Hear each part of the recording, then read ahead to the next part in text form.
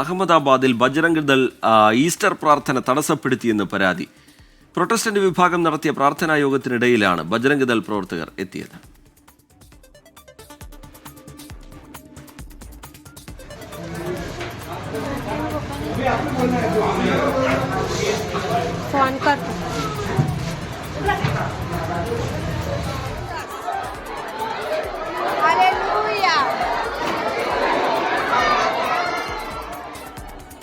ശ്രീനാഥ് ചന്ദ്രൻ വിവരങ്ങളുമായി ചേരുന്നുണ്ട് മുംബൈയിൽ നിന്ന്. ശ്രീനാഥ്, എന്താണ് ഈ പരാതിയുടെ ഉള്ളടക്കം? എന്താണ് മനസ്സിലാവുന്നത്?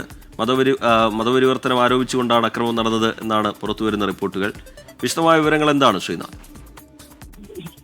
ഏതാനും ദിവസങ്ങൾക്ക് മുമ്പാണ് നമുക്കറിയാം ഇവിടെ മധ്യപ്രദേശിൽ ഈ ക്രിസ്ത്യൻ സഭയ്ക്ക് നേരെ, വൈദികർക്ക് നേരെയൊക്കെ ബജ്രംഗ് ദൾ പ്രവർത്തകരുടെ ആക്രമണം ഉണ്ടായത്. അതിന് പിന്നാലെ ഇപ്പോൾ അഹമ്മദാബാദിലും സമാനമായ ഒരു ആരോപണം ഉന്നയിച്ചുകൊണ്ടാണ് ഇപ്പോൾ ആക്രമണം നടത്തിയിരിക്കുന്നത്.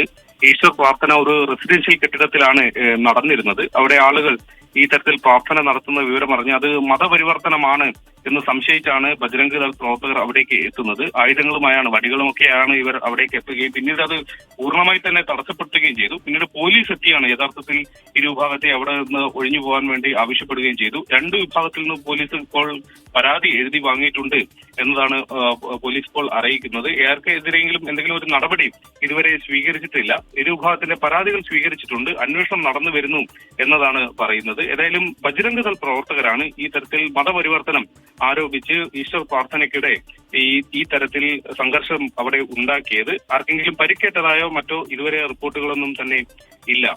റീജിത്ത്.